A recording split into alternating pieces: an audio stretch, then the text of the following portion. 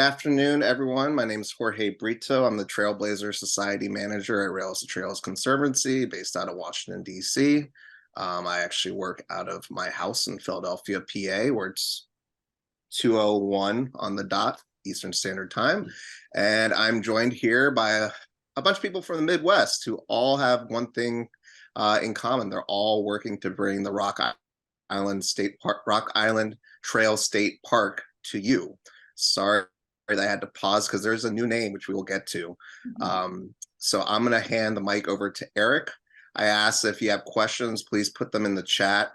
I did get some questions beforehand that I'll try to get to if we have time, but we have a packed itinerary, so 30 minutes is going to fly. Eric, you can go ahead. Thank you, Jorge, and welcome everybody. My name is Eric Oberg. I'm the Midwest Regional Director here at Rails to Trails Conservancy, and have been working with, talking to, giving assistance as much as we possibly can to the effort to bring the 144-mile corridor of the Rock Island Trail to not just the communities that it connects in Missouri, but frankly to the entire world because of the caliber of facility that the Rock Island and because it joins the Katy, the ability to create a 400+ mile rail trail that really has the ability to link on both ends eventually into a loop.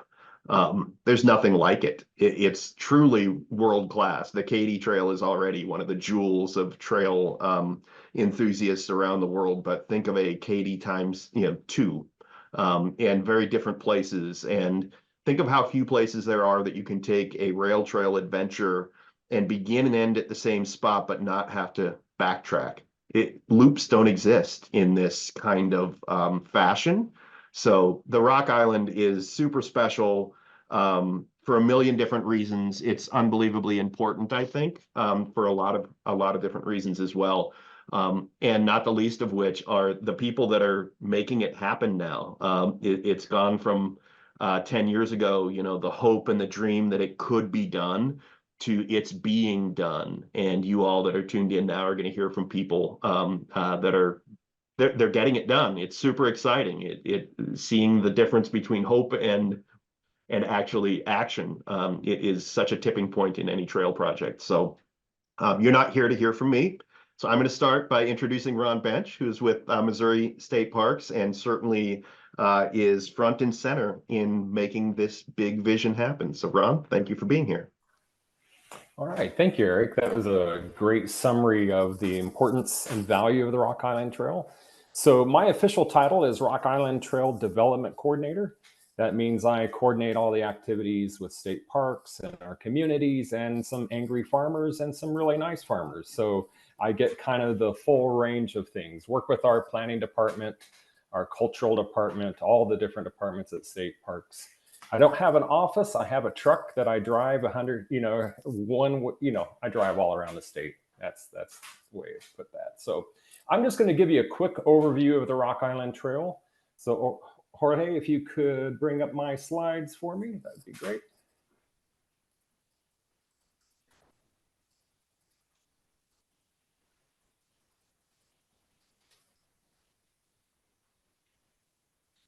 Okay.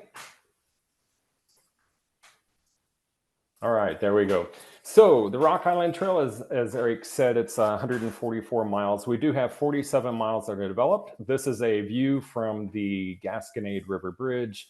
What makes it different than the Katy is very close to the ground because it follows a river most of the way, whereas the Rock Island kind of gets into the Ozarks where we go from, we kind of go from high to low, and the Rock Island goes across the top. So our bridges are very high. We'll go on to the next slide. This is just an overview. You'll see the red line is the Katy Trail.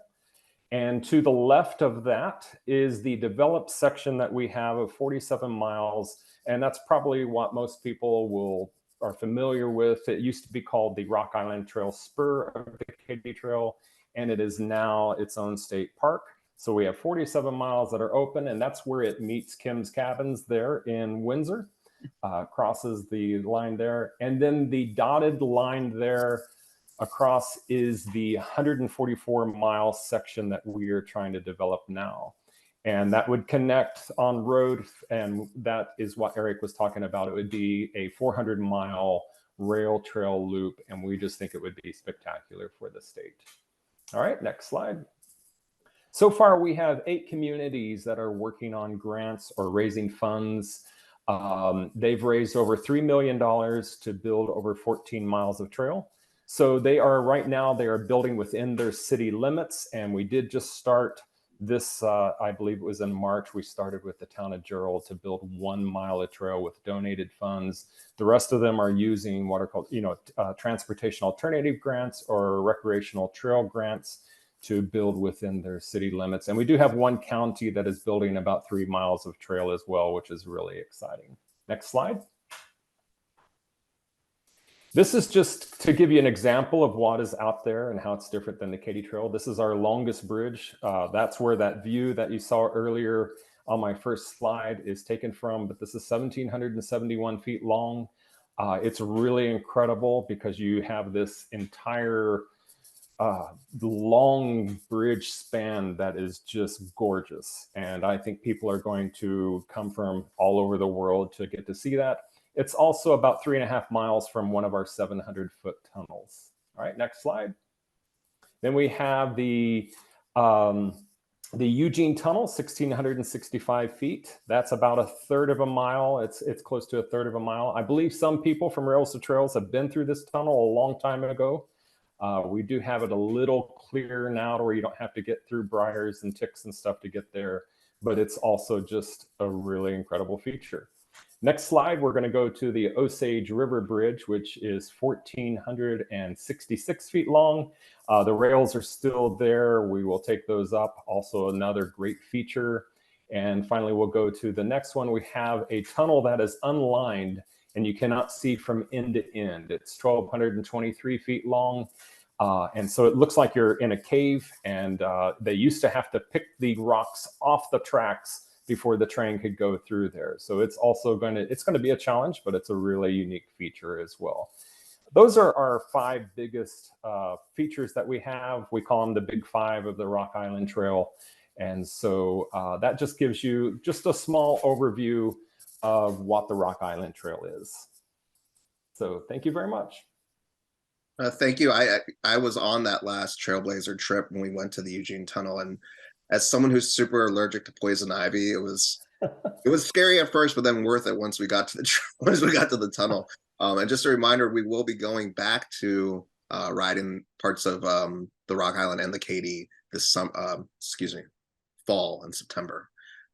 Next up, I believe Kim would like to speak. Sure.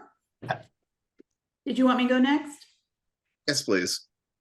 All right. So I am Kim Henderson, and I am on the board of FORIT, the Friends of Rock Island Trail. I've been for 8 or 9 years, and I have the privilege of being at the crossroads in Windsor, the crossroads of the Katy and the Rock Island. So I got to see the 47 miles, the new 47 miles that opened in December of 2016. I got to see it built. And I have cabins on that, and they've been a great example of what can happen for all the small towns on this next 144 miles, what can happen. And now folks come for every other reason, although cyclists are the reason I put the very first one in and now have 4. But being the crossroads already, folks can come and stay 3 nights in Windsor. We have other lodging that's great. We have restaurants, and we have a large Amish community that draws interest. And so it's been fun to be here and be able to talk to cyclists as they come through. I had a lady the other day that stayed at the cabins, and she was from Hawaii.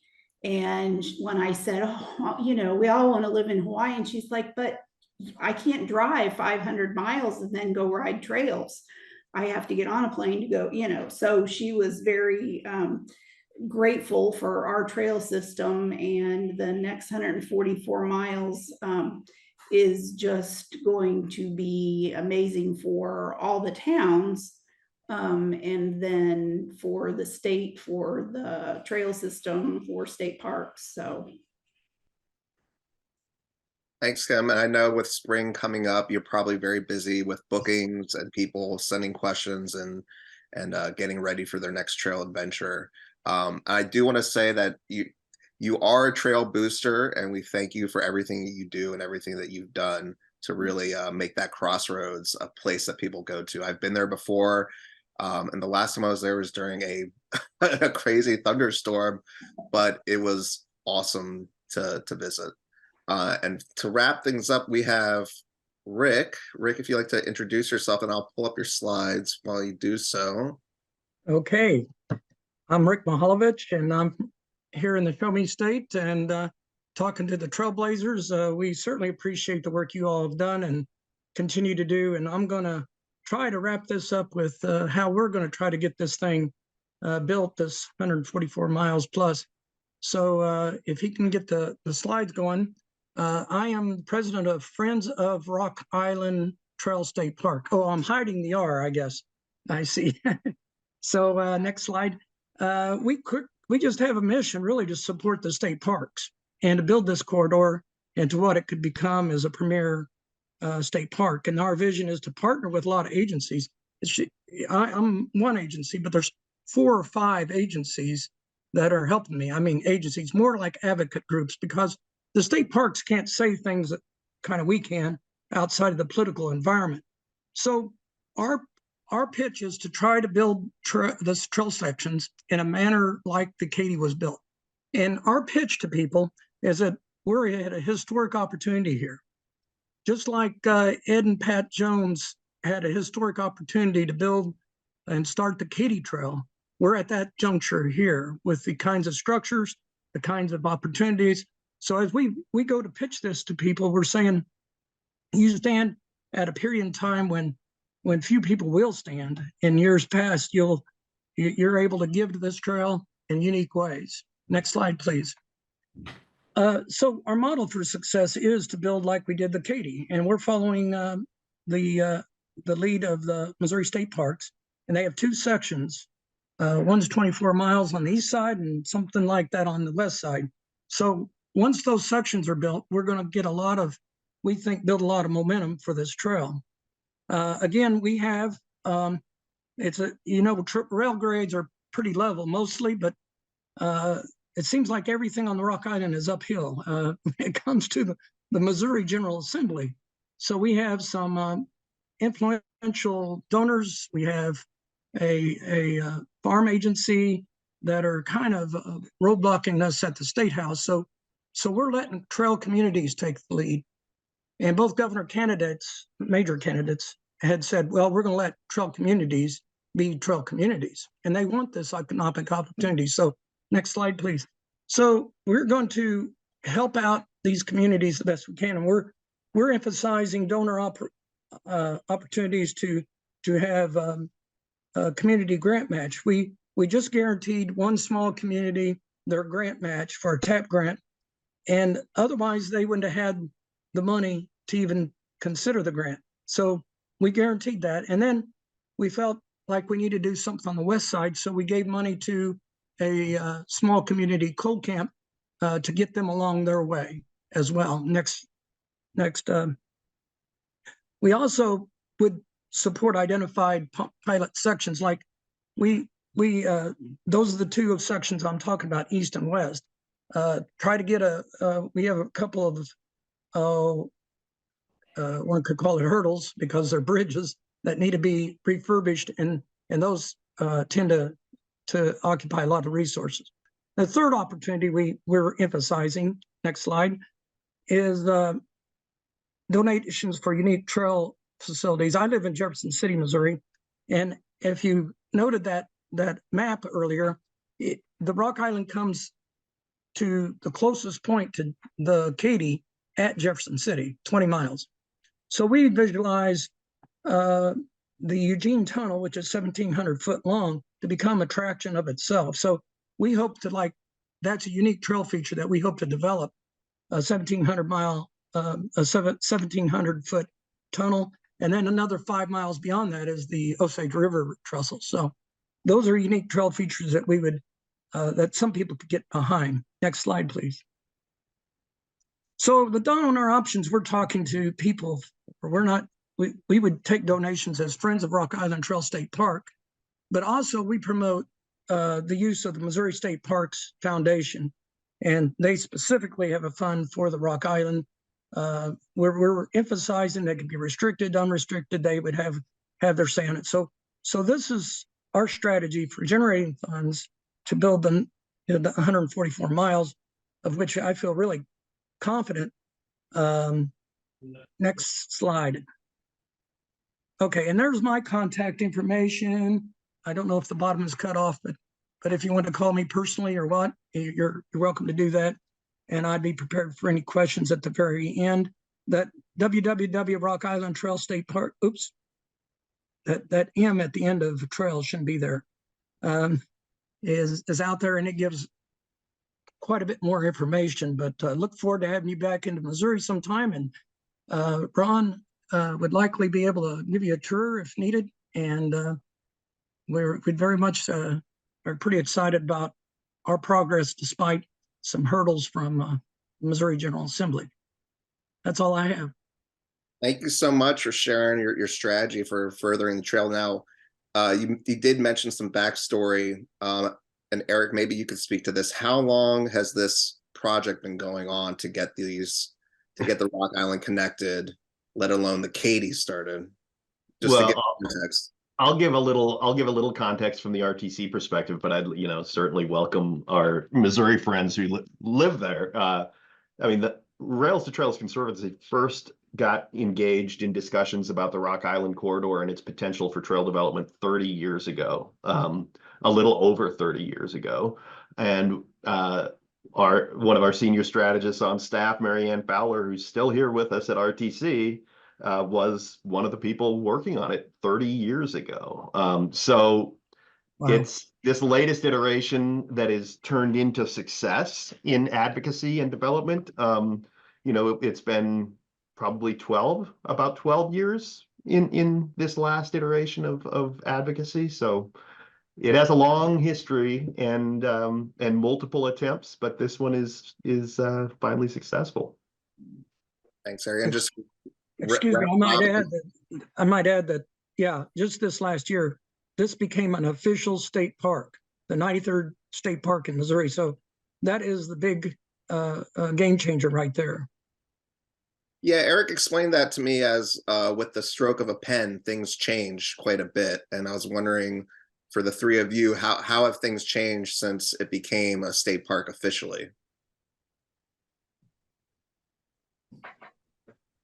I think for it to be a state park and to be finally accepted by state parks, not finally, but at the point when it was accepted, the 144 miles as a gift, and then for it to be named along with the already existing 47 miles, I think it just, in people's mind, that makes it, of course, official when it's a state park. And I don't know, should I mention about the Kansas City section? Because it really does add to it also.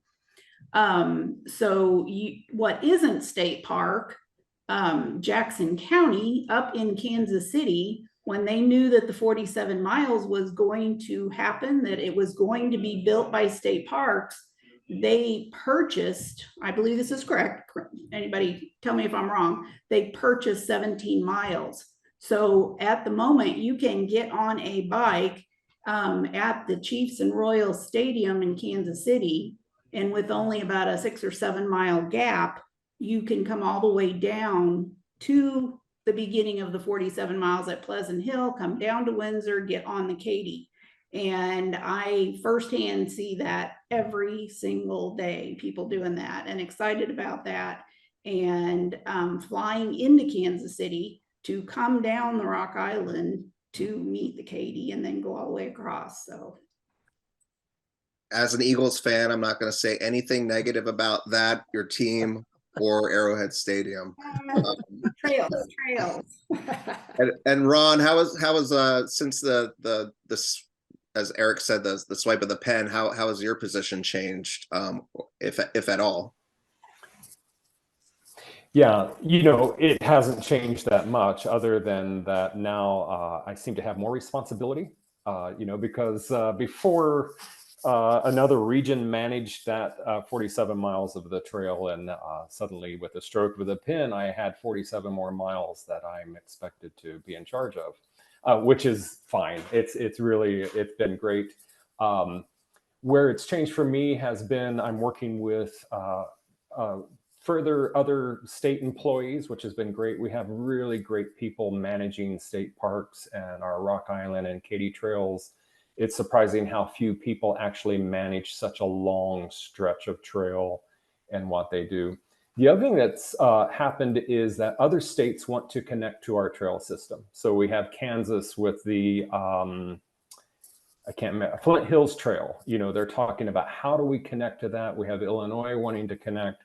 We also have other states coming to see how we build trails, because we have a 30-year trail and then we have a new trail that we're developing. So we're doing a lot of information sharing and learning from each other. So Indiana is going to be building 60 miles of rail trail soon. And I think they're going to start on their first 20 miles. And we're in constant communication with them on what materials we use and what maintenance equipment we have.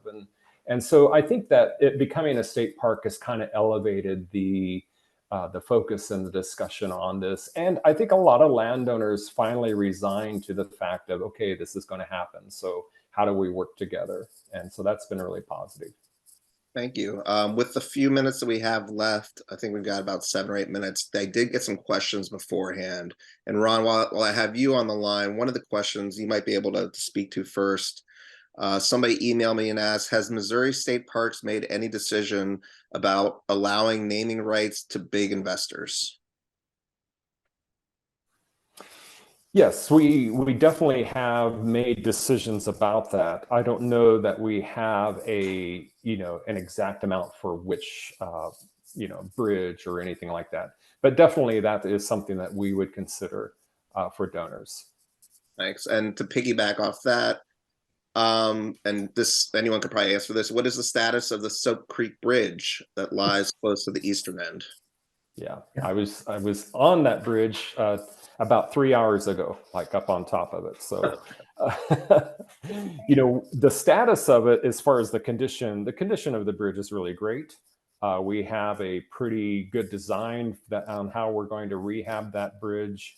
It's 182 feet long. It is about 60 feet off the ground, so it's pretty high up there, and I think it's going to draw a lot of people.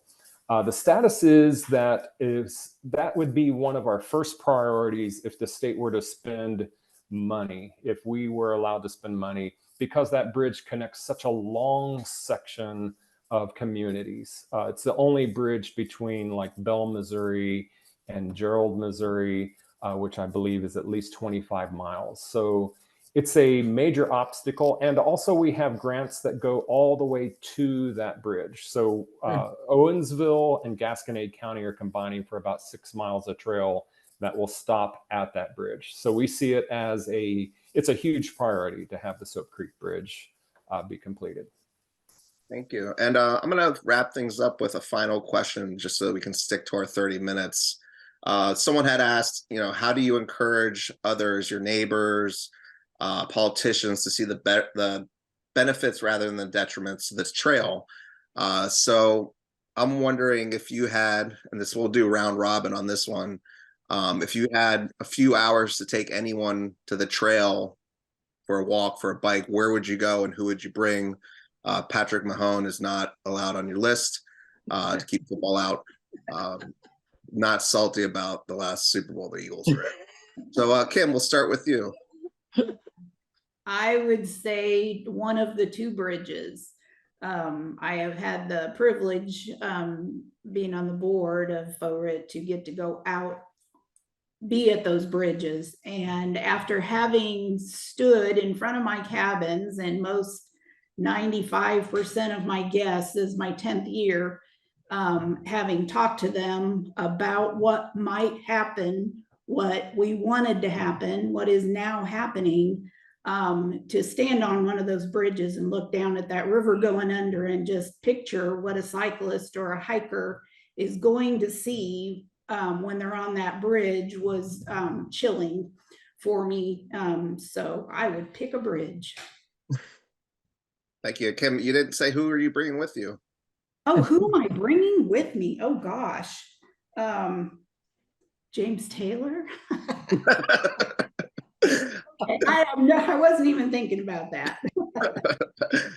Rick, we'll go with you next. Okay, well, thanks for the opportunity to talk up the Rock Island, and I think it'd be Johnny Cash. I could resurrect him because he had a song about the Rock Island.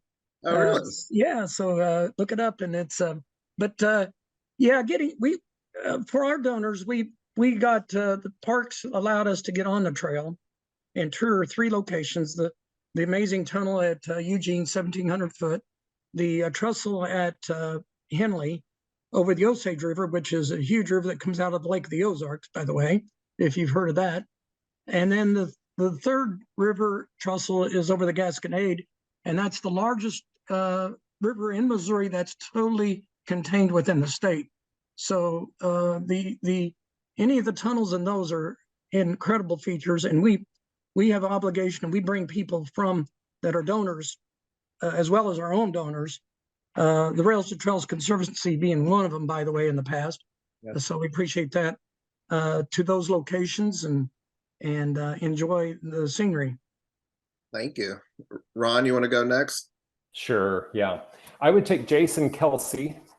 That's for you. And I would take him to Arrowhead Stadium first, where his brother plays, and show him how this is all connected to such a great state. And I would just do a quick trip across the state and, take him all the way into St. Louis, show him some of the incredible scenery along the way. When we do tours, it's the 2 biggest ones we do are, of course, the Eugene Tunnel and then the Gasconade River Bridge. They're both incredible. Great. Thank you. And wrap things up finally, Eric. Well, I mean, I can get in on the fun here and say because I live in Ohio, I'll bring Joe Burrow with me and we'll check out Burrowhead. But I have yet to be on the Gasconade Bridge, so I'm going to say that because I want to go out there and check it out. It's the pictures are unbelievable. And just the entire thing is just I can't wait to do a 400-mile loop on a trail. I mean, I'm very selfish in my job in that I love seeing all this done because I believe in it, but I also love using it. So there's nothing better than working to be able to do something that you want to do on your off time. The other thing I want to mention, thank you all that attended. And if those of you that are planning on coming on the Trailblazer ride this fall, I don't want to pre-prescribe where Kim, Rick, and Ron might be in September, but I certainly hope that you all will get to meet them in person on that ride. That would be one of our goals. So hopefully if you're tuned in now, you got to see them and hear from them, and hopefully you'll come in September and get to meet them. Great. Thank you, Eric. I asked earlier, kind of think for context, how many decades this project's been in the making. And as someone who's been to Missouri, ridden those trails, they are amongst my top 3 trail adventures in the country. Way up there. I've ridden a lot of trails. I've been all over the country, and Missouri is a destination. So I really want to thank you all for taking time this afternoon. And like Eric said, we will be in Missouri on the Trailblazer tour in September, and we will see you soon. Take care, everyone. Have a good afternoon.